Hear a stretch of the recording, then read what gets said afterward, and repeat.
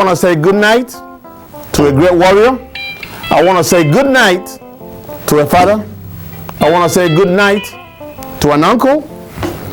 I want to say good night to a hero. I want to say good night to an icon.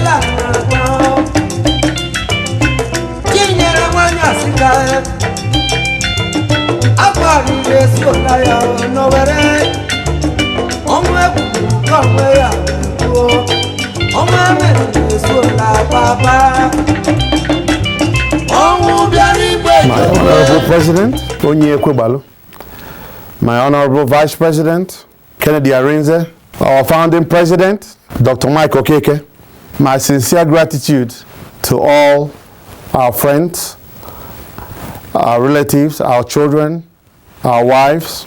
I want to especially say thank you to Mrs.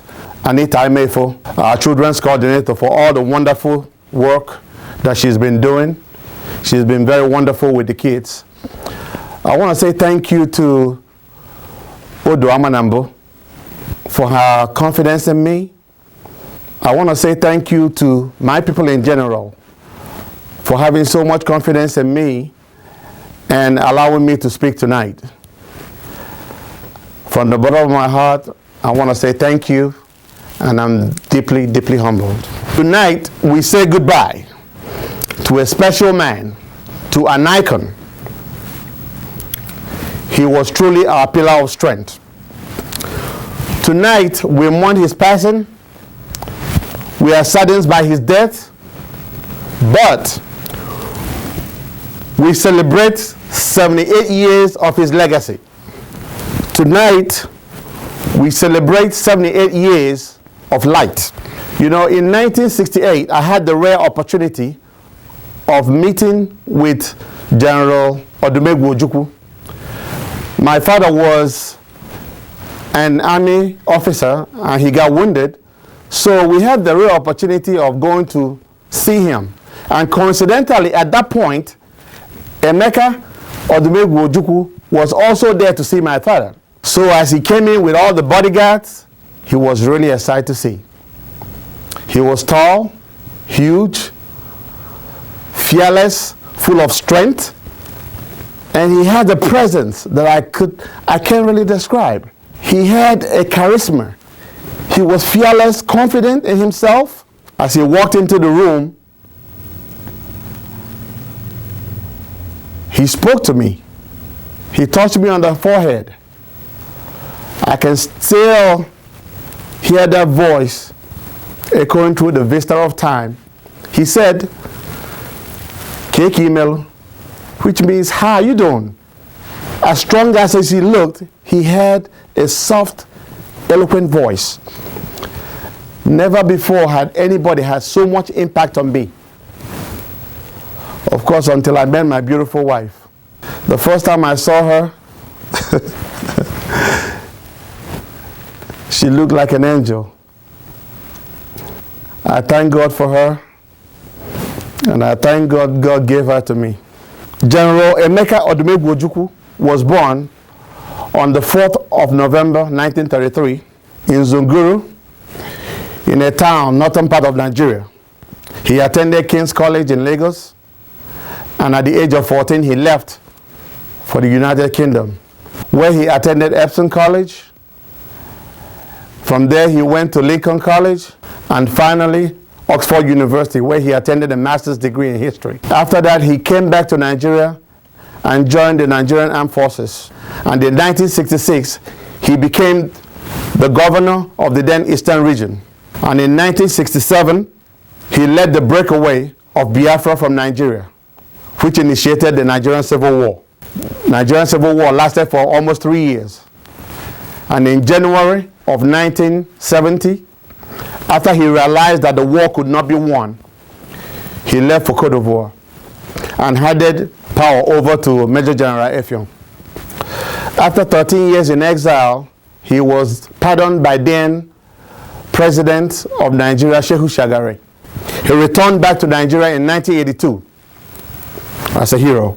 In 1999, he formed the National Party of Nigeria, which he was still the president to his death. And he died on the 26th of November, 2011, after a brief illness in the UK. He is survived by wife Njideka Ojukwu, wife Bianca Ojukwu, survived by his son Emeka Jr. Okigbo, and finally his daughter Ebela. Emeka Odumegwu Ojukwu was truly an icon, a man of his time. He was truly a man so intelligent that he spoke 5 languages fluently.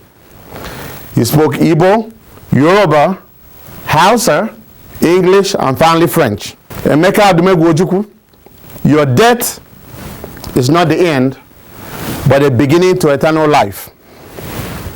Death is that common denominator that we all have to succumb to in our life. We have to go through all the metamorphosis of life. We have to be born and we have to die. But we thank God for 78 years of life. As we mourn your death, let us remember that God has a way of bringing out good out of evil.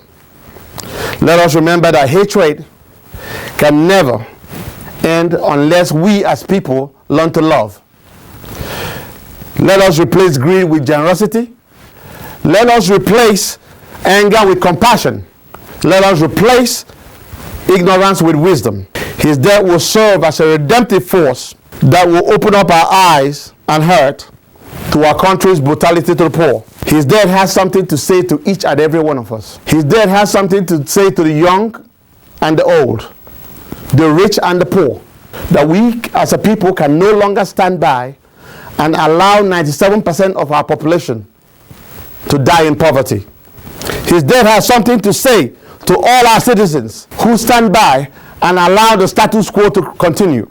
If we do not do something urgently to change the course that we are taking in the Federal Republic of Nigeria, we as a people will hold hands together and perish like fools. We must no longer accept the dark days of the past. We must embrace brotherhood, love, and we must continue to change the status quo. With one blood, God created all men. There are 4 blood types in the world. Those 4 blood types are found in every group of people, in every race of people. There is no man in the world that is inferior to another man. All men are essentially created equal. You can never be what God has created you to be until you help somebody else become what God has created them to be. We are all tied in a common garment of destiny.